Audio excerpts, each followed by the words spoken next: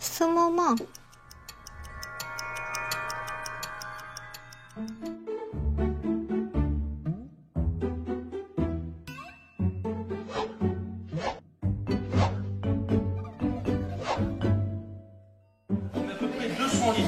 Faire 150 kg de glace. L'eau qui congèle pousse les sels minéraux, l'eau libre récupère les sels, et de ce fait, on a une glace parfaitement transparente. Voilà. Et les 50 litres qui restent, grosso modo, c'est de l'eau salée. On a concentré les sels minéraux.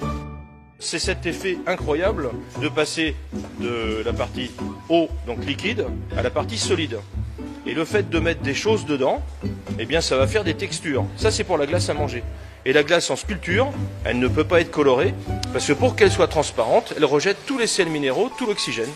C'est incroyable. L'eau, qui est la base même, est une richesse en fait pour nous, pâtisserie, glace et sculpteurs, parce qu'en fait c'est cette technique simple de changement de phase qui nous permet de faire des effets comme on peut avoir là. Ça, cette eau, elle est transparente complètement, et donc c'est H2O, il n'y a aucun sel minéraux. Elle a cette particularité de tenir, comme la boule que j'ai faite là.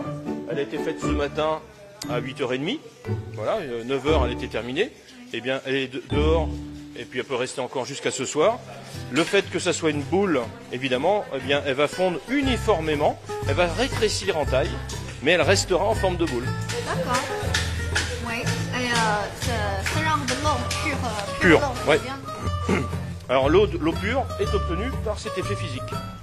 C'est-à-dire que même si on met de l'eau sale, l'eau du robinet, tous les sels minéraux, tout ce qu'il y aura eu, les résidus de métaux lourds, etc., ils sont expulsés. Donc ça, c'est de l'eau morte, ce qu'on appelle de l'eau morte, c'est-à-dire H2O pour nous, sans sel minéral, c'est pas très bon. C'est si vous ne faites que boire que ça, vous avez une décalcification des os. Et puis au niveau digestion, c'est pas intéressant. Ça va bien pour le fer à repasser, mais ça va pas pour l'être humain. Température ambiante ici, la boule là, comme elle est là, on peut la laisser pendant 8 heures à peu près. Voilà. Et donc là, si la température est de moins 10 degrés, donc elle est un petit peu froide. Et donc dedans, si vous faites une vue par-dessus, vous allez découvrir en fait une fleur. 这里面是一朵花，看得到吗？而且是我们的大厨从里面把它给雕刻出来的。Comment vous faites la sculpture à l'intérieur? Comment vous faites ça? Secret. 啊，他说这个是个秘密，不能告诉大家。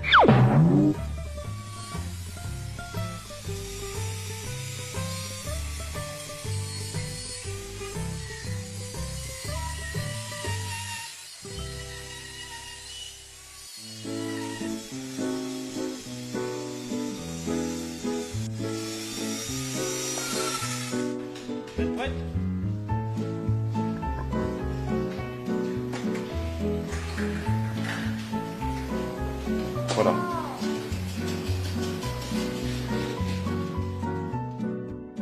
En fait, chef, je viens de Harbin. Non. Je sais pas si vous savez, c'est une ville à nord-est de la Chine. Je vois très très bien. Voilà. Et Harbin, ça s'appelle la fête des lanternes.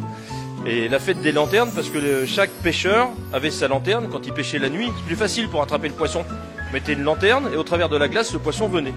Et donc pour que les lanternes restent allumées, eh bien, il sculptait la rondelle de glace qu'ils avaient enlevée pour pouvoir pêcher dans l'eau.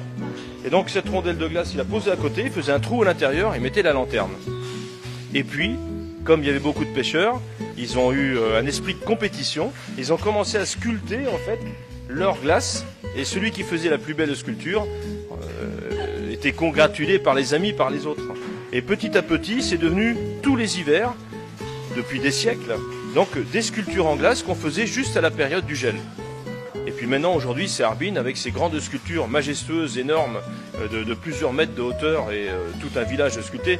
Et donc c'est cette spécificité en fait à Harbin qui est de mettre des lumières à l'intérieur de la glace. C'est le seul endroit au monde où on fait ça, grâce en fait aux pêcheurs qui protégeaient donc leur lumière à l'intérieur de leur glace.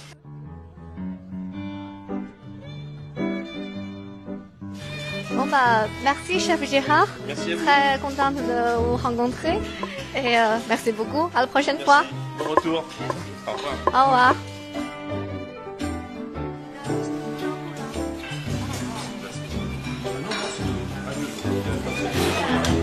fabrication en fait.